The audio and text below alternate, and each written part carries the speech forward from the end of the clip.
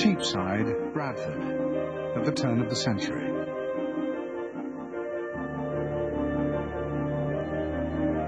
Among the 38 million in Britain, there is a sense of a new beginning.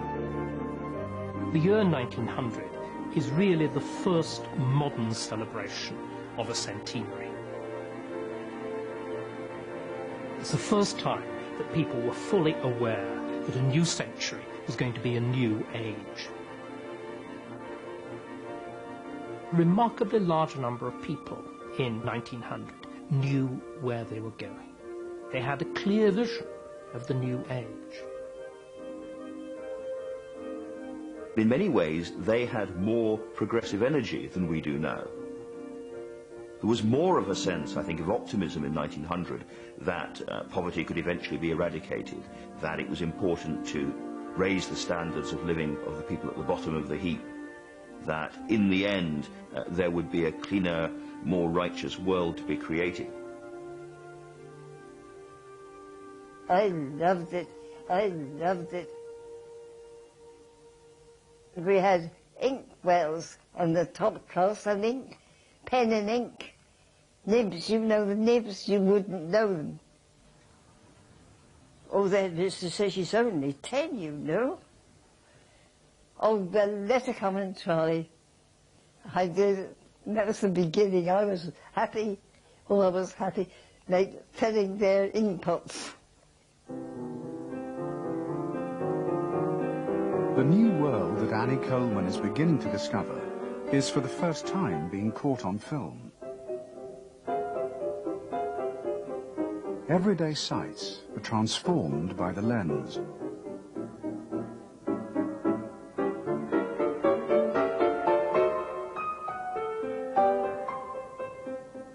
There were all the evils, as it were, of imperialism and racism, extreme racism, rife, anti-Semitism and so on. Nonetheless, there was this rather attractive silver stream of optimism running through life, which we don't have now.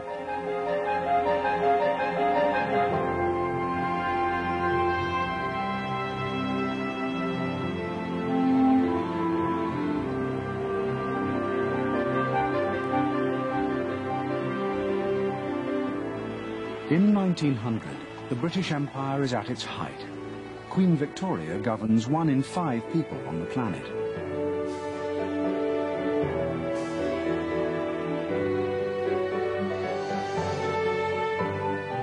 Britain's control of coal, iron and steam underpins its economic power through trade.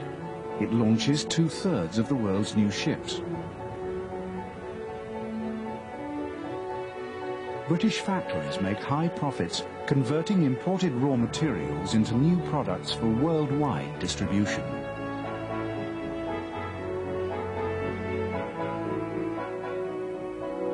The word new was one of the favourite words of the time. It was used all over the place, as it is now. New woman, new art, new morality. Everything was new. Motor cars are new. Fears about their excessive speed abound.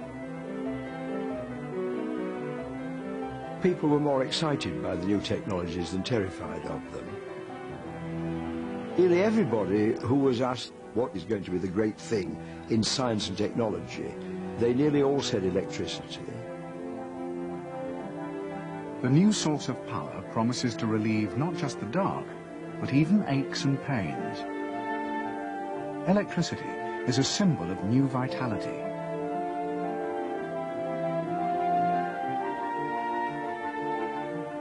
In 1900, it was perfectly possible to think that the world was just going to go on getting better and better and better.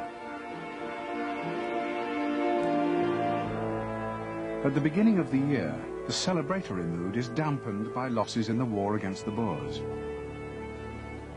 In a period of 8 days, over 1,000 soldiers die. General Roberts is sent to South Africa with Kitchener to take over command. In the major cities, a flu epidemic rages. 50 Londoners succumb every day. Childhood was risky for the century's newborn, like Florence Parsons.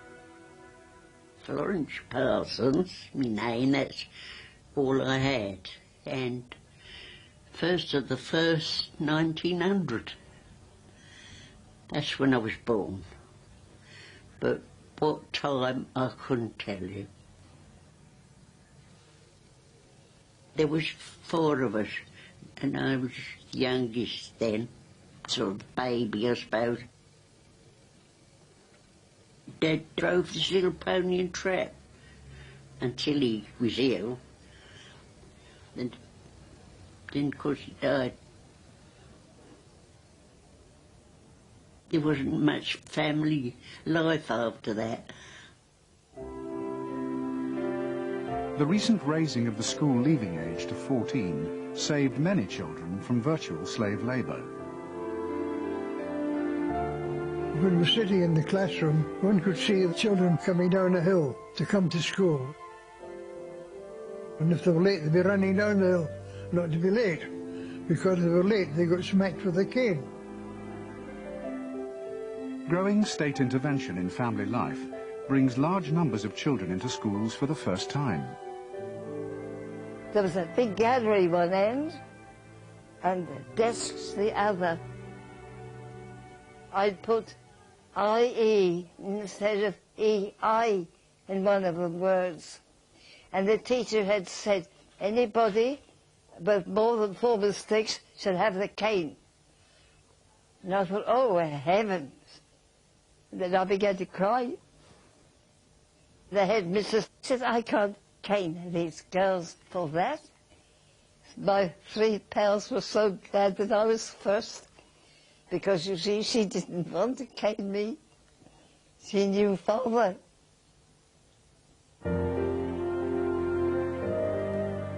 February brings better news from the war in South Africa. Ladysmith is relieved from siege.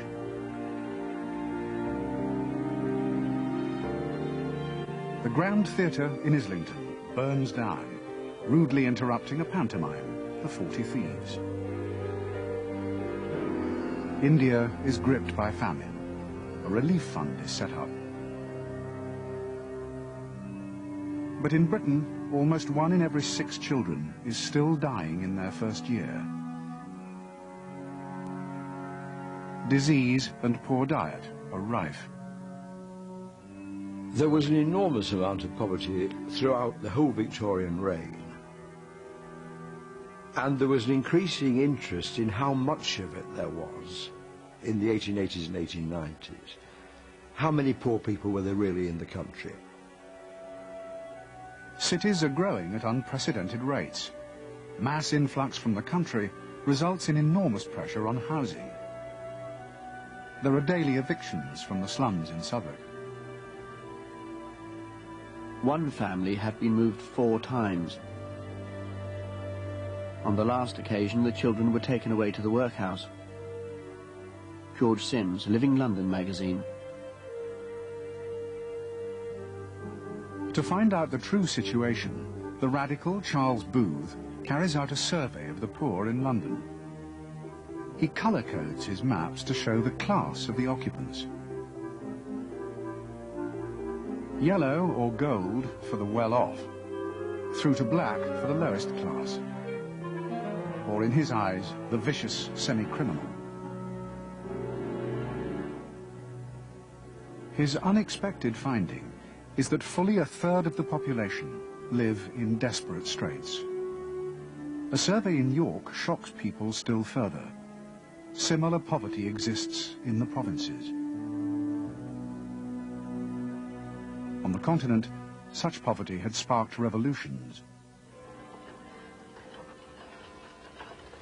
Democracy was then, is now, a profoundly ambiguous term.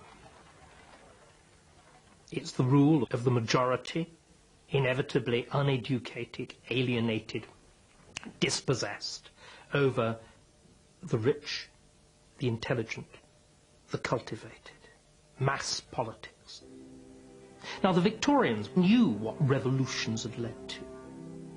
Many of the upper class, the most politically astute, are coming to doubt their right to rule, their moral authority. there's a rumble, not of revolution, but of retreat by the ruling class on moral grounds.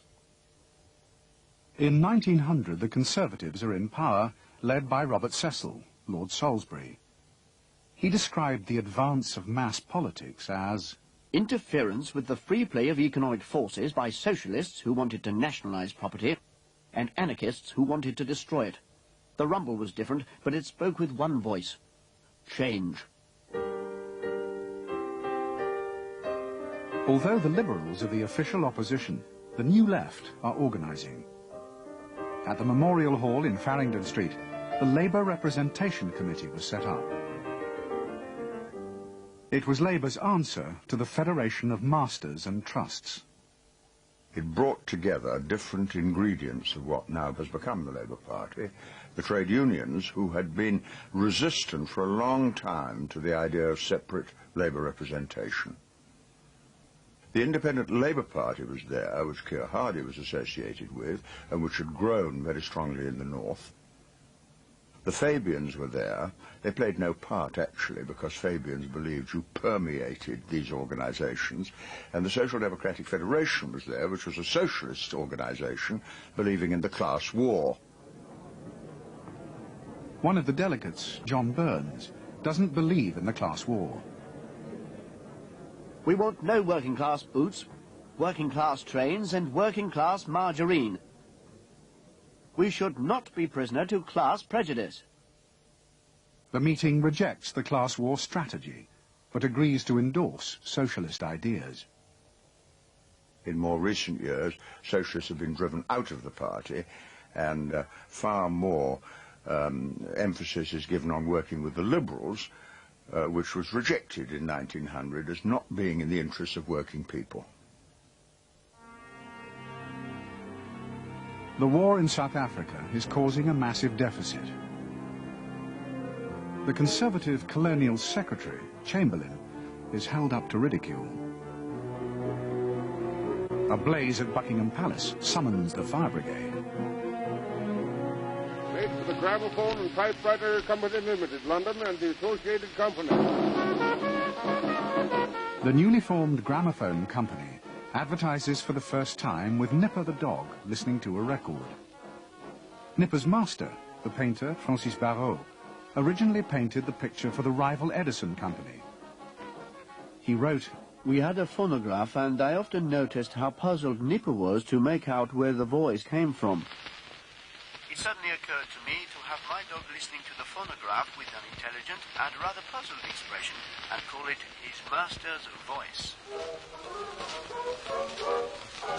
The Edison Company doesn't want the picture, so Barrow hauls it around to the Gramophone Company, who are delighted, especially by the slogan, "His master's voice." Barrow has to paint out the recording machine and insert a brand new gramophone player. This obliterates the original idea of a hound listening to his owner, but the notion is so compelling that it becomes one of the new century's enduring trademarks. Animal imitation by Mr. Harry Carsdale. Aim.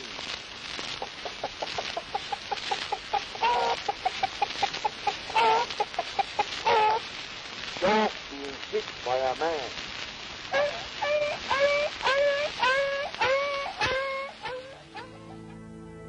In March, too, the Pope celebrates his 90th birthday. The true icons of the New Age are advertising billboards celebrating a new religion, consumerism. One of the biggest new changes of the late 19th century into the 20th century was the discovery and development of soap. And people were beginning to be cleaner for the first time. In the middle years of the century, the great entrepreneurs had been associated with heavy industry. Now they're associated with consumption and changing people's shopping habits. There were even soap wars. Manufacturers turn from satisfying needs to creating hitherto unsuspected desires.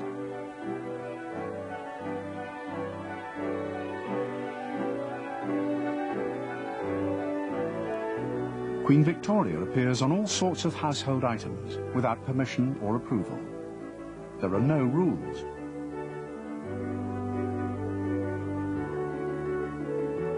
The whole of the royal family, including princes and future kings, polish boots with berries blacking. Queen Victoria looks on. Heavy boots, I had to wear boots. Father says I wasn't to wear shoes. He wanted my ankles to grow properly. So I had to have boots. The dresses then were quite long down to your ankles and made of well good cloth, and over it we wore hot pinafores.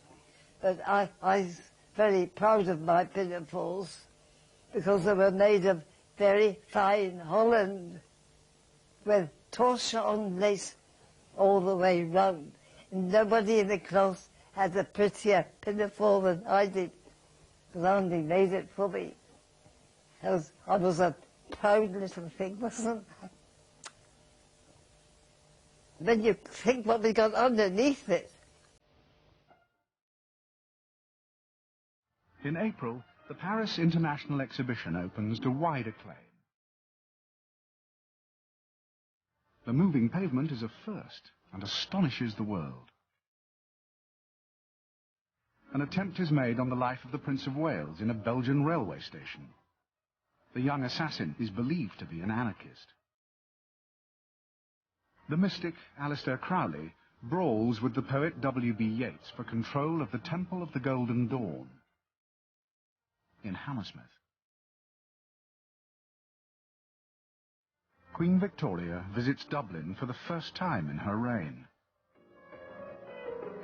Her trip is reported on the front page of a new halfpenny newspaper, Pearson's Daily Express. The Daily Express was begun April the 24th, 1900, by Arthur Pearson. I mean, he was a sort of middling, middle class. His father was a curate in Bedfordshire. They were fairly hard up. And he entered a competition in Tit-Bits. Tit-Bits was a great popular magazine of the day. And this competition was a sort of general knowledge competition, and you had to answer 130 questions. And the prize was a job on Tit-Bits. Lots of them he couldn't answer. So he got on his bike, as all good Tories should do, and he went 30-odd miles to Bedford, the nearest public library. And he answered the questions. And he won the competition. Pearson got the job and rapidly advanced in an expanding industry.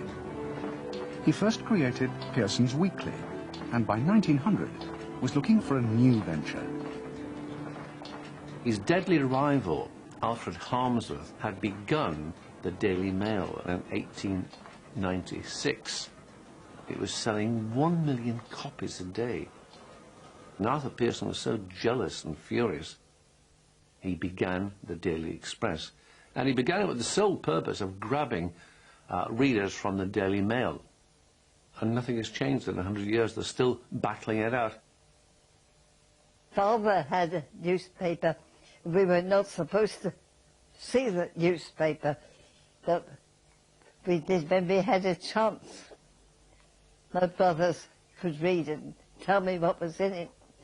Not supposed to, but so I did know quite a lot one way and another. Father was very strict about his paper. The Daily Mail. Still going strong, isn't it?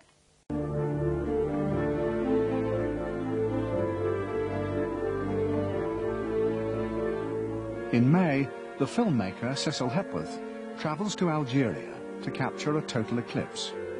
The film is now lost. The Illustrated London News carries a drawing. Mount Vesuvius erupts. Britain's first automobile speed trial is held at Welbeck Abbey.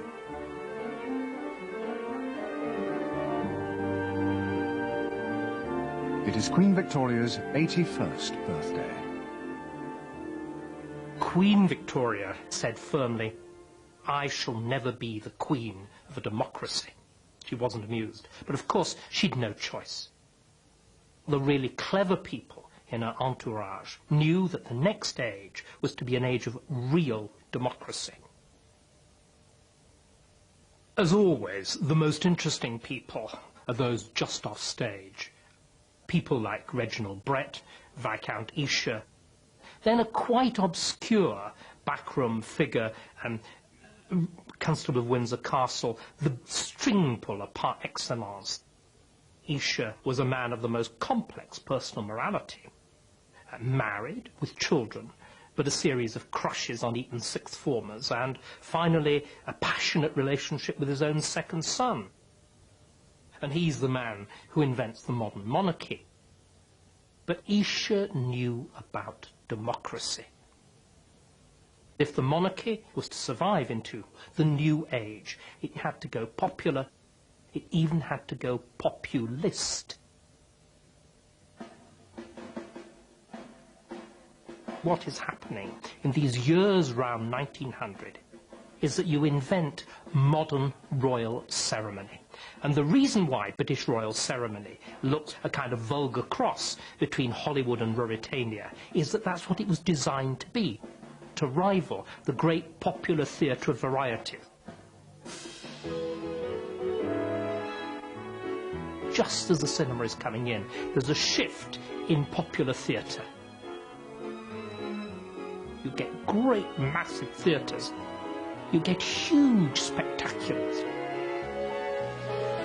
Royal ceremony, with its horses and its marching bands and its men in exotic uniforms, is a kind of royal theatre of varieties. To appeal to the new masters of Britain, the people. The monarchy reinvents itself as the royal family. However, the Prince of Wales is still uncrowned at 60. His life is a round of house parties. He entertains favourites like Mrs. Alice Keppel. Inevitably, all self-consciously moral ages are hypocritical. No one was less moral than Victoria's eldest son. There are, in fact, some very interesting parallels between the position of the royal family in the 1890s and the royal family in the 1990s. There's the delicious personal link between the Prince of Wales, then, later on Edward VII, his mistress, Alice Keppel, and, of course, the mistress of the current Prince of Wales, Camilla Parker Bowles. Mrs. Keppel is great-grandmother of Camilla Parker Bowles. And yet the women of the royal family at the end of the 19th century in many ways are much more honest, much more supportive. They frankly say to Alexander, "I'm sorry, he's a womanizer." They're supportive. They carry her through. They were aware, in a way that we are not, of the inevitable gaps between public and private.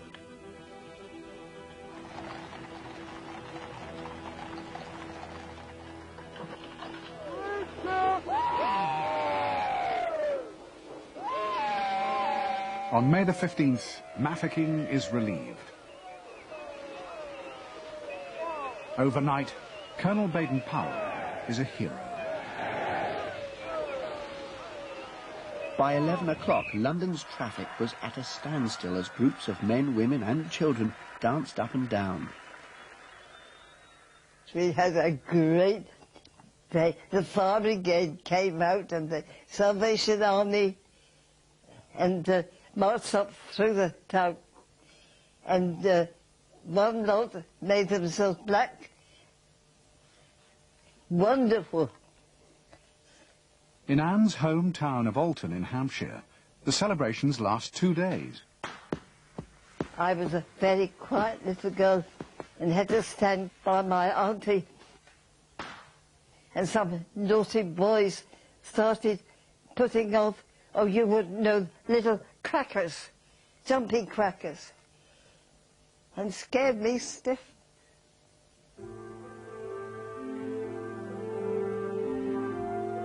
In June, there is a disastrous train crash in Slough. 5 people are killed, 70 injured. Lord Roberts occupies Pretoria. An end to the South African War seems in sight. In China, the Boxer Rebellion breaks out. Enraged at Christian missionaries, nationalist rebels create havoc. The secret society of Boxers slaughters a whole Chinese Catholic congregation. For the first time, Britain joins with other European powers and America to fight in China, because her forces are overcommitted in South Africa. The Boer War is the first war to be recorded on film. Cameramen are restricted in their coverage and kept away from the front line. So frustrated are they that they set up scenes. In the background, hundreds of troops watch this supposed attack. To compensate for the lack of real action, fakes are made in Britain. The fake films were made very largely in places like Hampstead Heath, using professional actors. They were very simple-minded. They never lasted very long. They were 2 minutes at most. And they were highly patriotic. They tended to depict Boer atrocities, Boers doing dreadful things to English nurses and this sort of thing. They were entertainment.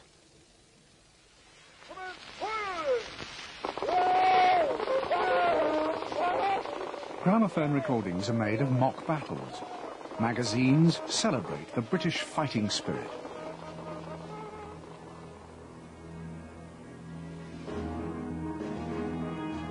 But a shortage of troops leads to a recruitment campaign.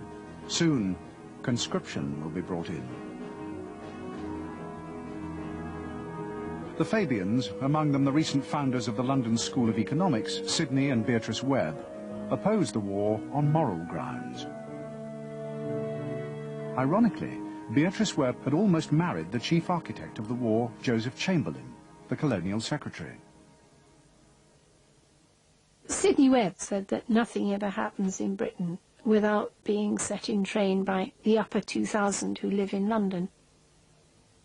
The leading socialists, the leading conservatives and the leading liberals at each other's throats in Parliament or on the public platform were nevertheless often intermarried, stayed at each other's houses and moved within a coherent social public sphere.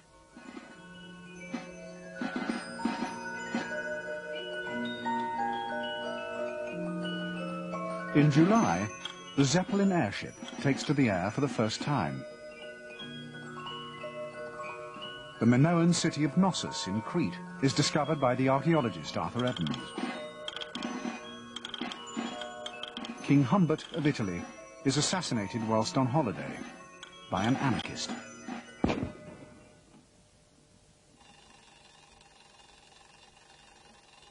As the summer of 1900 progresses, the public are entertained by the novelty of motion pictures.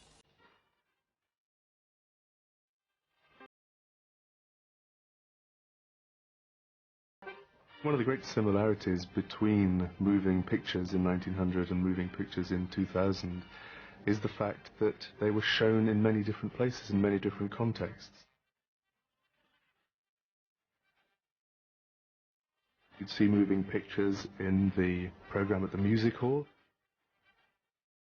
You'd see them in touring exhibitors.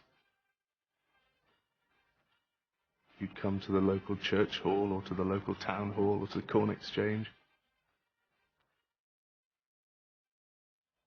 You'd see them in what were called shop shows, where a shop would be taken on a short lease and they'd block out the glass window and they'd project images onto the back wall inside, put a few chairs up, have a very short show. You'd see them when the fairground came to town in movable, portable shows.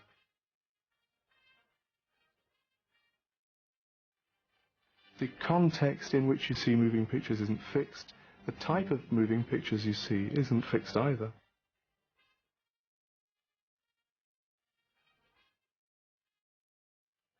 Advertising, comic sketches, news and drama are all filmed. Some pundits dismiss the new medium as a passing fad. Others put money into an illustrated newspaper for the home. One of the investors in this scheme was the owner of the Daily Express, Arthur Pearson. The idea of cross-investment into one industry from another is as common in 1900 as it is in the year 2000. The forerunners of erotic videos are shown in men's smoking rooms. Many of the films are specially made in France.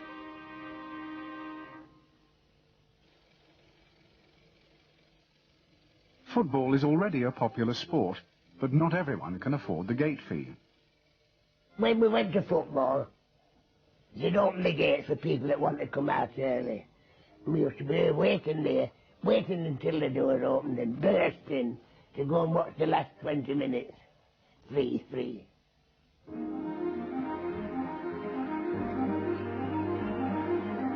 Football is already a professional game in 1900, but northern teams dominate.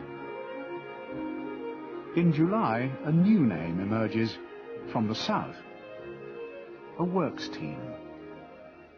The works was called Thames Iron Works, and they were a shipyard on the Thames down the river in the East End. And the owner of this factory was a man called Arnold Hills. He'd gone to Harrow and Oxford. He played football for England, and he owned the factory. He opened a sports complex for the workers in about 1890.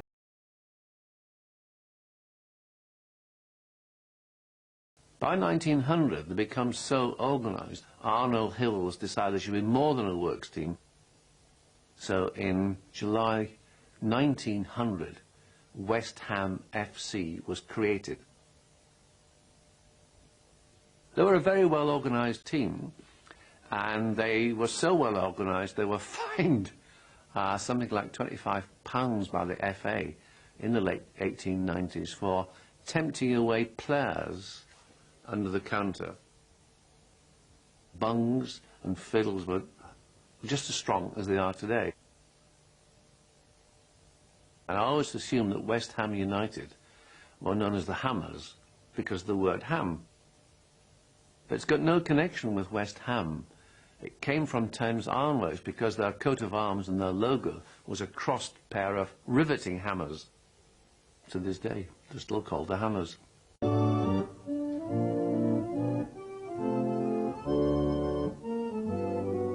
In August, Coca-Cola goes on sale in Britain. In China, the Allies storm the walls of Peking.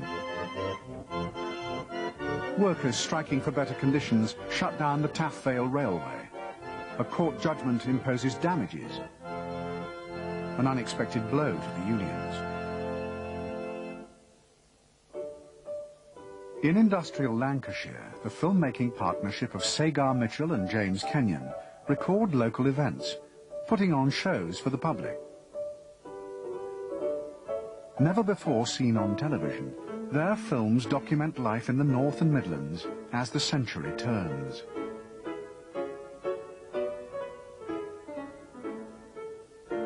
Among their specialities are phantom tram rides. A camera mounted on the front of a tram weaves through the streets. In Nottinghamshire, the stagecoach still plies between major towns. Here, James Kenyon approaches women in the street and asks them to walk past for the camera. As he turns to board the tram, the camera catches his face. Seconds later, the women pass through the picture as if by chance. One of the scenes that Mitchell and Kenyon film again and again is a shift leaving a factory. The idea is that on Saturday night, the workers will come to see themselves on the big screen.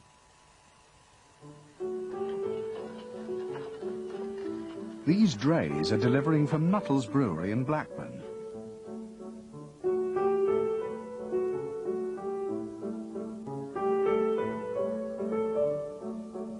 religious campaigners warn unceasingly of the evils of the demon drink.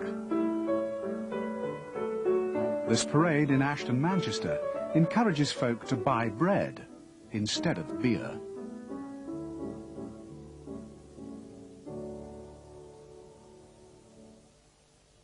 Food takes a large part of the family budget. No meat of any description.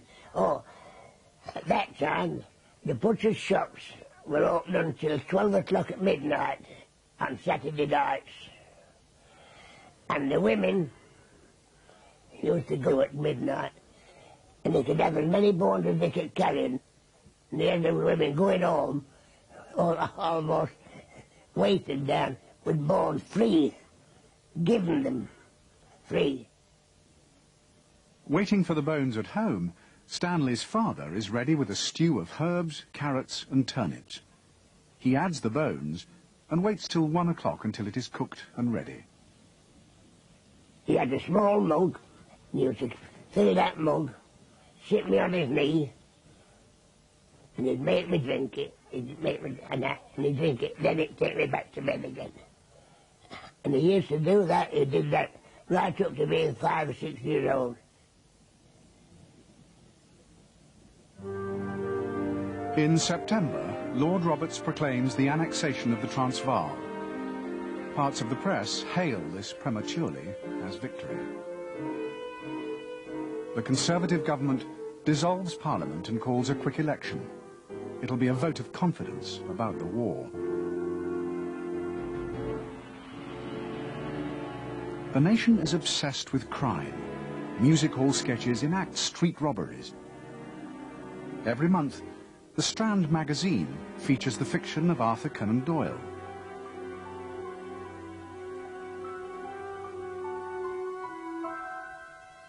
In September, a crime straight from the pages of a Sherlock Holmes mystery takes place in Yarmouth. A young woman is found strangled on the beach with a bootlace. Nobody knows who she is.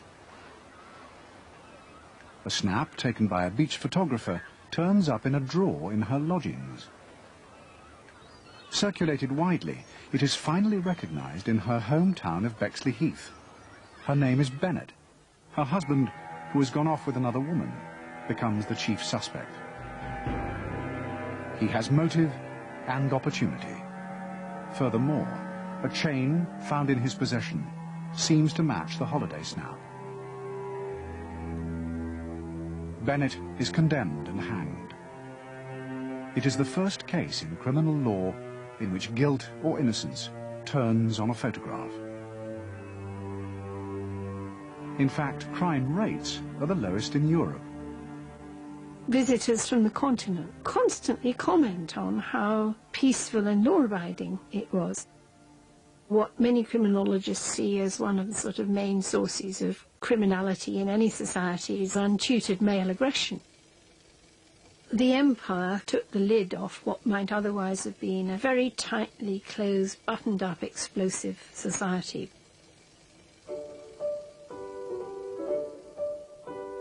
In October, The Interpretation of Dreams is published by Sigmund Freud. He has delayed for almost a year, fearing a hostile reaction to his advanced ideas of psychology. In the Khaki election, the Conservatives gamble on a wave of enthusiasm for the war. Their bet pays off. The first swingometer registers victory. What difference the new government will make is less clear.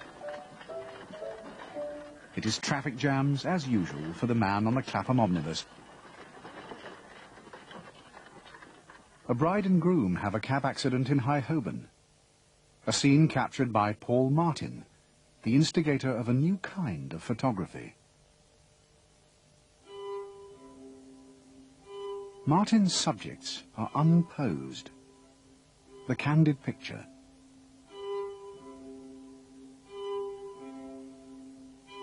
Using a camera called the Facile, disguised as a brown paper parcel, he captures moments that are beyond the formal photography of the time.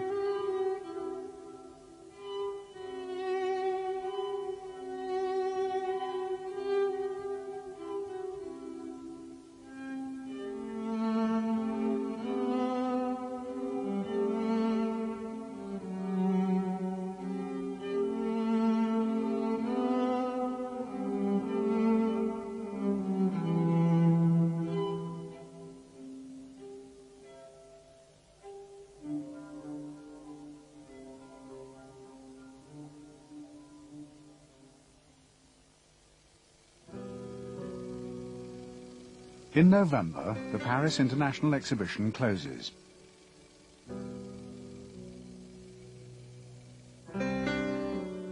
Oscar Wilde dies in the same city, a broken man.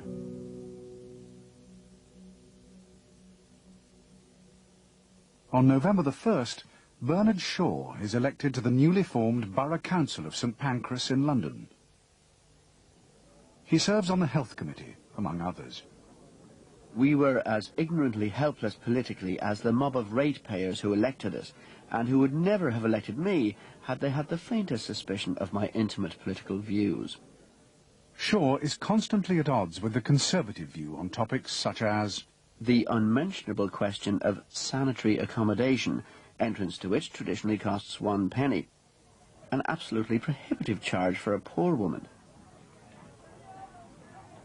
The battle for a free public lavatory on Camden High Street rages on. Some councillors object that it will be an inconvenience. When in committee, a particularly sexist remark about a pregnant woman provokes laughter, he retorts, "If there were no other reason for giving women the vote, I would support it myself on no other grounds than that men will not behave themselves when women are not present."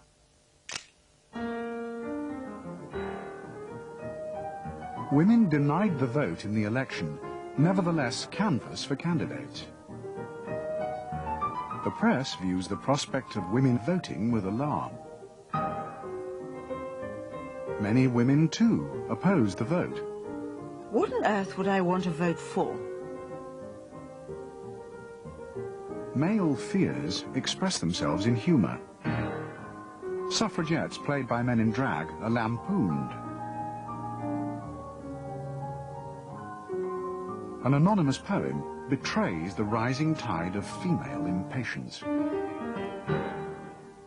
When we women claim the franchise, men have one answering note. By reason of your womanhood, we do refuse the vote. But when the tax collector calls, 'tis not enough to say, by reason of our womanhood, we do refuse to pay. The declining birth rate leads to concern that female emancipation will weaken military defences. Education and mental effort are bad for women's health. This is the view of the new disciplines of gynecology and psychology.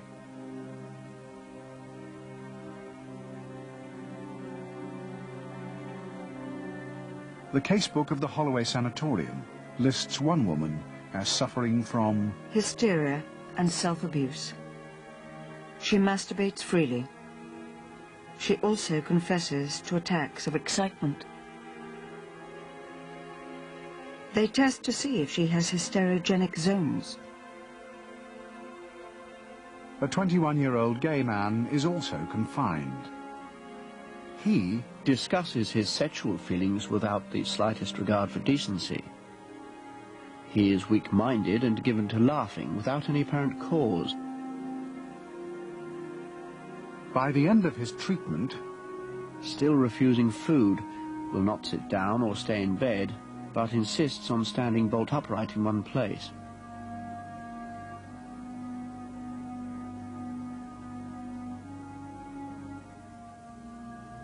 Mummy had to be taken away because her brain went.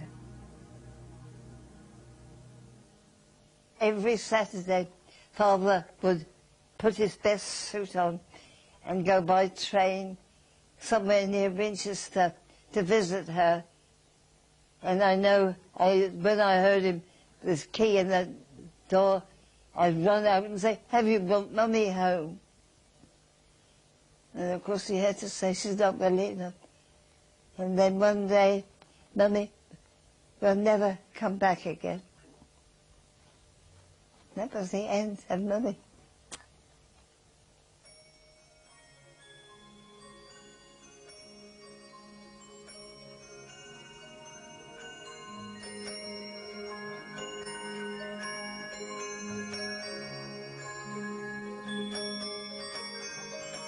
In December, Max Planck discovers quantum theory. The War Office confirms 11,000 deaths in the Boer War. 2/3 of those are from dysentery and enteric fever.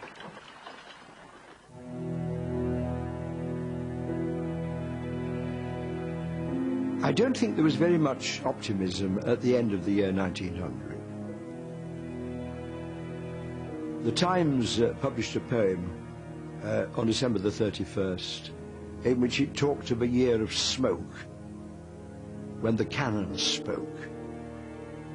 The Boer War went on, and as it went on, it began to be a rather unpleasant war, a guerrilla war as we would now call it, and a war of concentration camps.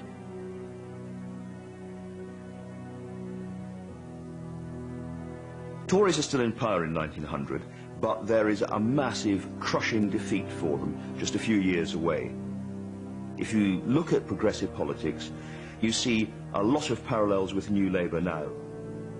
And indeed, Tony Blair is an active and close student of the politics of the early part of the century, where, in his view, you have a progressive form of politics which isn't socialist. Cosmo Gordon Lang, the man who was going to become Archbishop, part of the Real Inner Circle, he said, "We're ending the century of production. We're beginning the century of redistribution." Now, that is not a bad forecast for the 20th century.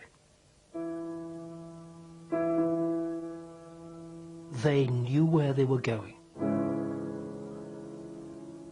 We don't. They knew by and large how they were going to get there. We don't.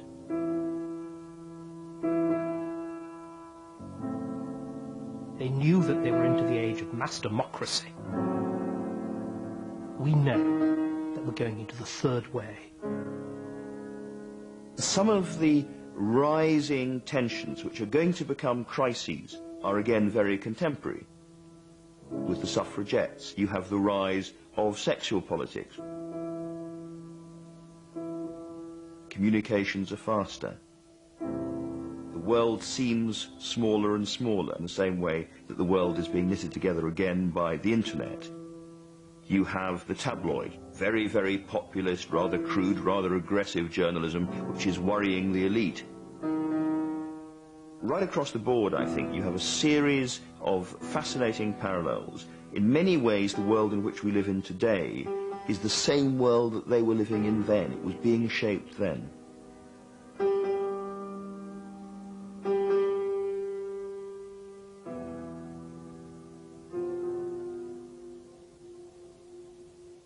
On the last night of 1900, a gale blows down stones at Stonehenge. Fragments are hurled over 81 feet. It is decided to fence Stonehenge off and charge admission. The 20th century has really begun.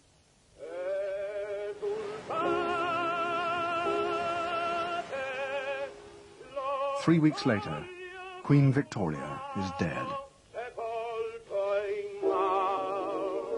Her passing is the final sign that one age is ending and a new one is dawning.